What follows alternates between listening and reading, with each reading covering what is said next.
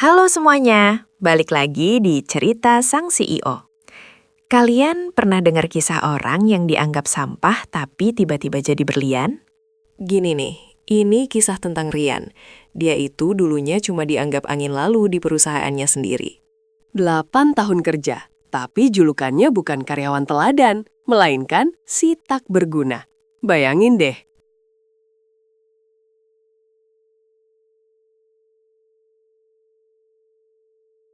Perusahaannya PT Sinar Jaya, itu gede banget.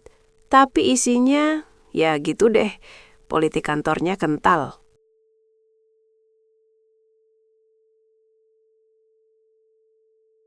Bosnya Rian namanya Pak Rijal. Orangnya itu selalu memandang Rian sebelah mata. Setiap kali ada rapat, kalau Rian ngasih ide, pasti langsung dipotong. Ide kamu itu cuma bikin rugi, Rian. Kenapa Rian dicap begitu? Karena Rian itu bukan tipe penjilat. Dia fokus ke efisiensi jangka panjang, bukan untung instan. Gajinya udah 5 tahun gak naik. Bahkan tunjangan-tunjangan penting dipersulit.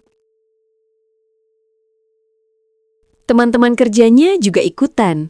Kalau ada proyek gagal, pasti Rian yang jadi kambing hitam. Tapi Rian sabar. Dia mikir, rezeki udah ada yang ngatur. Aku fokus kerja aja. Sampai suatu hari, krisis ekonomi global mulai menghantam. PT Sinar Jaya mulai goyah. Rian memberanikan diri. Dia ajukan proposal strategi darurat yang super radikal. Pak Rijal ketawa. Ketawa yang meremehkan, yang paling sakit didengar. Rian, mending kamu urus kopi di pantry daripada ngurus perusahanan. Kamu pikir kamu siapa, hah? Disitulah Rian tahu, dia harus pergi. Tapi dia nggak resign, dia menunggu. Akhirnya hari itu tiba. Rian dipanggil ke ruangan HRD. Alasan pemecatannya? Inefisiensi dan tidak memberikan kontribusi signifikan, alias tak berguna. Jujur, Rian sakit hati banget. Tapi ada rasa lega juga. Setelah dipecat, Rian sempat bingung mau ngapain. Dunia serasa gelap, kita tahulah rasanya dipecat. Tapi loh, hidup emang suka ngasih kejutan. Beberapa minggu kemudian, Rian dapat panggilan telepon. Ternyata itu dari sebuah badan negara yang lagi nyari ahli untuk proyek infrastruktur strategis nasional. Kenapa Rian? Mereka udah lama ngintai data efisiensi Rian yang dia buat di Sinar Jaya. Data yang selalu ditertawakan Pak Rijal. Mereka menawarkan Rian posisi yang sangat tinggi. Posisi yang benar-benar memimpin sebagai pimpinan proyek nasional itu. Rian langsung teringat kata-kata Pak Rijal. Kamu pikir kamu siapa, hah? Nah, sekarang dia tahu dia siapa. Rian menerima tawaran itu. Dia nggak cuma kerja. Dia membangun ulang dirinya dan sistem di bawah kepemimpinannya. Di tangan Rian, proyek yang tadinya mandek langsung ngebut. Efisiensinya gila-gilaan, sesuai yang dia rencanain dulu. Sementara itu, PT Sinar Jaya, tanpa strategi jangka panjang Rian dan dengan krisis yang makin dalam, mereka mulai kolaps.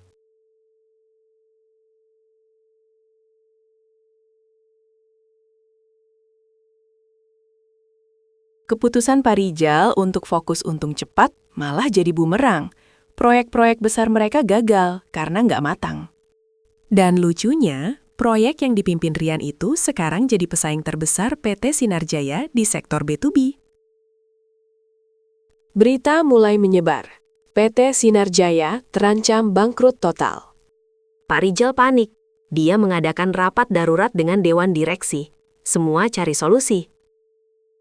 Mereka sadar satu-satunya cara menyelamatkan perusahaan adalah dengan mencari investasi strategis dari pemerintah. Akhirnya, mereka mengajukan permohonan pertemuan. Siapa yang akan memutuskan nasib PT Sinar Jaya? Ketika pintu ruangan terbuka, Pak Rijal terdiam membeku. Di kursi utama, duduklah Rian, Wajah Pak Rijal langsung pucat pasi. Dia nggak percaya. Ini Rian yang dulu dia usir kan? Rian, maksudku Bapak pimpinan. Saya tidak tahu kalau Anda yang memimpin.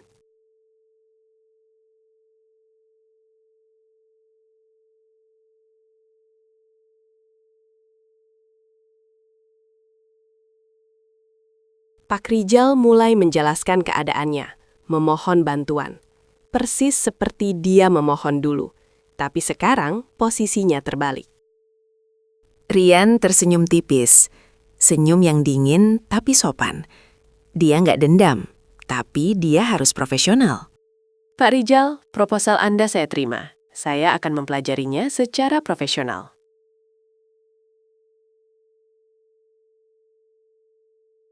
Tapi kalau boleh saya ingat-ingat, strategi ini mirip dengan yang pernah saya ajukan 8 tahun lalu. Yang katanya cuma bikin rugi. Setelah melalui proses evaluasi, Rian menolak proposal bantuan itu. Bukan karena dendam, tapi karena PT Sinarjaya sudah terlalu rusak. PT Sinarjaya akhirnya bangkrut. Pak Rijal kehilangan segalanya. Penyesalan terbesarnya, mengusir berlian yang dia anggap sampah. Gini nih, ini membuktikan bahwa nilai seseorang itu nggak ditentukan dari jabatan atau label yang dikasih orang lain. Kalau kita diusir karena dianggap nggak berguna, mungkin kita cuma salah tempat. Kita bukan sampah, kita cuma salah diletakkan.